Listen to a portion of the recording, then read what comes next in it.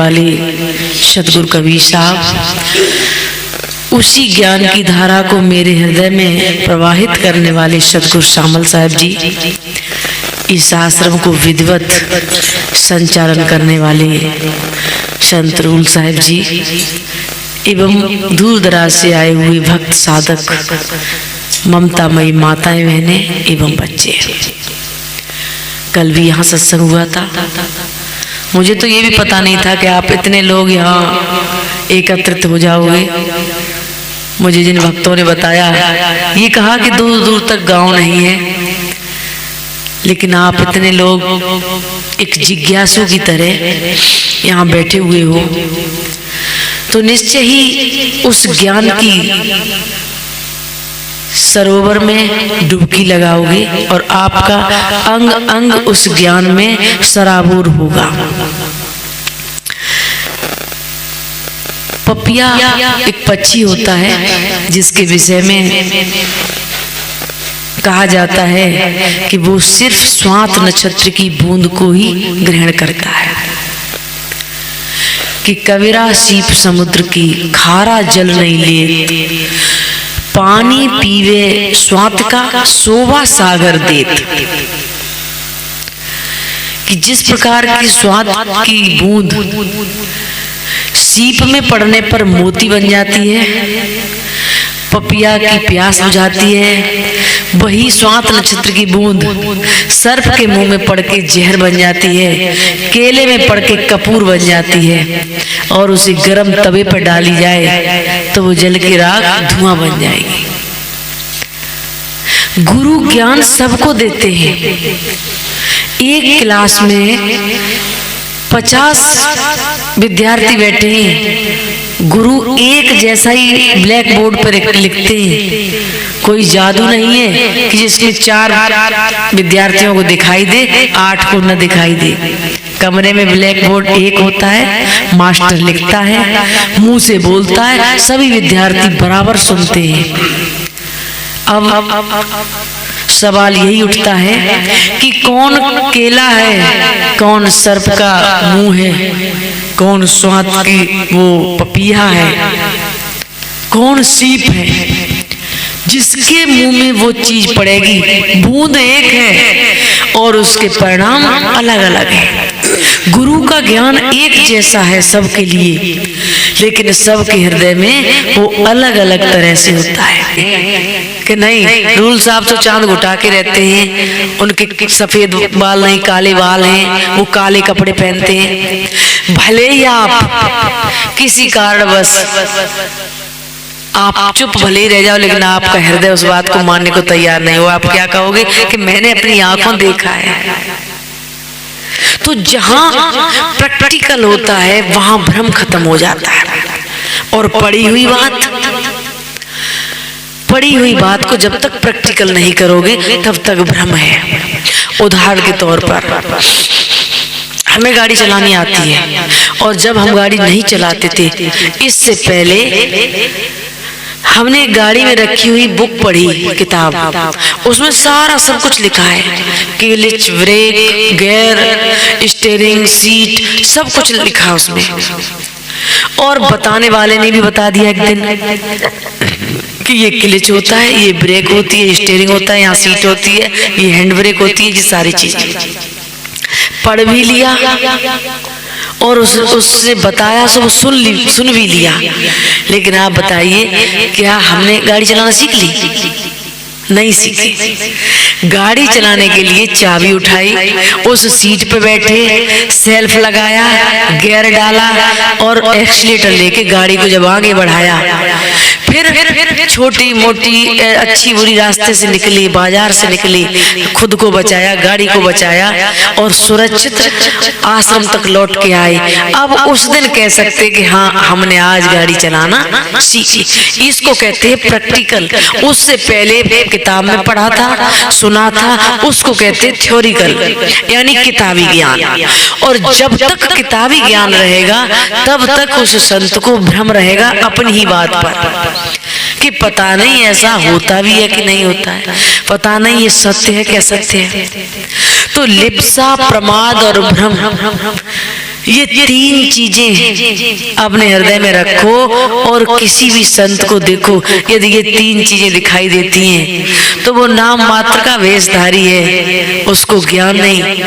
और ऐसे संतों के लिए हम तो ये कहेंगे कि उनके चरणों से स्पर्श करना भी उचित नहीं है। हमारे सदगुरु कबीर साहब ने बंदगी क्यों बताई? जब हम किसी के पैरों से साधु की ऊर्जा, साधक की ऊर्जा तीन जगह से निकलती है, पैरों के तलवों से, हाथ की हथेलियों से और आंखों से।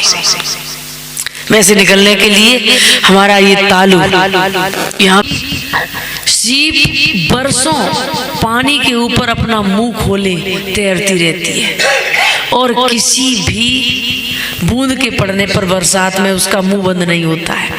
सीप का मुंह बंद होगा जब स्वात की नक्षत्र की बूंद पड़ेगी, और बूंद पड़ते ही उसका मुंह बंद हो जाता है और अथाह गहरे समुद्र में चली जाती है वो सीप। 7 वर्ष के बाद उसी स्वात नक्षत्र की एक बूंद का मोती बन के तैयार होता है। कुछ समुद्री जीव हैं जो उसमें अंदर से निकाल लेते, वैसे कम मिलते, बहुत गहराई में चले जाते हैं। गुरु का ज्ञान वो स्वात नक्षत्र की बूंद की तरह है, आप सीप की तरह। कितने शिष्य ऐसे होते हैं जो भटकते रहते हैं, घूमते रहते हैं, कितने संत मिलते हैं, परंतु हर किसी संत का ज्ञान उनके हृदय में नहीं समाता है। और जब कोई ऐसा संत मिल जाता है जिसका ज्ञान, कि मेरा फलाने संत का ज्ञान सुनते ही मेरे हृदय के कपाट खुल गए, कि मुझे आत्मज्ञान हो गया, मेरे जन्म जन्म की सारी वेदनाएं दूर हो गई, मेरा सब अज्ञान दूर हो गया, इस तरह का भक्त लोग कहते हैं। तो कौन से गुरु का ज्ञान आपके हृदय में समा जाए और आपका जीवन बदल दे। गुरुदेव के मिलने के बाद वो ज्ञान हम अपने हृदय में रखते हैं। अब सवाल उठता है चलने का, कि सतगुरु वचन पे जो जन डट गए कट गए फंद 84 के। हमारे गुरुदेव कहते हैं कि मुक्ति और मोक्ष गुरु के अधीन नहीं है। आप सोचो कि हमने गुरु कर लिए, गुरु ने ज्ञान बता दिया, अब भजन ध्यान सब गुरु करें, हम जैसे थे वैसे बने रहें।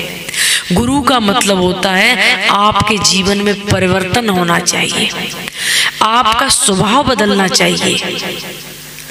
जिस प्रकार कच्चा फल होता है, कच्चा फल कुछ खट्टे होते हैं, कुछ टाइट होते हैं, कुछ हरे रंग के होते हैं, और वही फल जब पक जाता है तो रंग भी पीला हो जाता है, स्वाद भी मीठा हो जाता है, और दांतों से चबाने में वो नरम हो जाता है। उसका 3 गुण उसके बदले। अब वो फल ये कहे कि नहीं हम तो जैसे हैं वैसे ही रहेंगे, जिसको खाना है खा ले, नहीं, तो वो अभी पका नहीं। जो शिष्य परिपक्व हो जाता है उसके ये 3 लोग कहते नहीं कि फलाना व्यक्ति बहुत गहरा है, कि पास में बने रहोगे लेकिन उसके पेट की था नहीं ले पाओगे, ऐसा कहते हैं। लेकिन वास्तविक संत होते वो बिल्कुल सीधे सीधे, कोई छल नहीं, कपट नहीं, घुमाव नहीं, भेद नहीं, भ्रम नहीं, तो उनका स्वभाव नरम हो जाता है और उनका व्यवहार इतना मीठा हो जाता है कि हर व्यक्ति को प्रसन्न कर देते हैं। तो ये बदलाव मुझे गुरु करने के बाद ये बदलाव मेरे जीवन में जरूर होना चाहिए। और गुरु के अंदर, ये आपको पहचान बता रहे हैं, गुरु के अंदर 3 अवगुण नहीं होनी चाहिए, लिप्सा, प्रमाद और भ्रम। ये 3 अवगुण ऐसे होते हैं जो गुरु को गुरु की पदवी तक नहीं पहुंचाते। वो गुरु कहलाने लायक नहीं है जिसके अंदर ये 3 अवगुण हैं। लिप्सा कहते हैं लालच को। किसी भी गुरु को अपने शिष्य से ये लालच है कि इसको हम सत्य बता देंगे, इसको टोक देंगे या इसको हम रोक देंगे तो हो सकता है कि मुझे दक्षिणा कम दे। उसकी चिकनी चुपड़ी बातें करना, झूठी प्रशंसा करना, इस लालच में कि ये दान कम देगा, ये मुझे दक्षिणा कम देगा, इसको लिप्सा। गुरु को यदि शिष्य के प्रति जरा सा लालच है तो वो गुरु की पदवी पे नहीं है। लिप्सा प्रमाद, प्रमाद कहते हैं भ्रम को, प्रमाद कहते हैं अहंकार को। यदि गुरु को अपने ज्ञान का भी अहंकार है, अपने त्याग का भी अहंकार है, अपनी साधना का अहंकार है, अपने गुरु होने का अहंकार है, अपनी शिष्य की संख्या ज्यादा होने का अहंकार है, अपना बड़ा आश्रम की अहंकार है, आश्रम से कई एक बीघा जमीन लगने का अहंकार है, किसी प्रकार का अहंकार है, तो वो प्रमाद कहलाता है। लिप्सा और प्रमाद। तीसरा है भ्रम।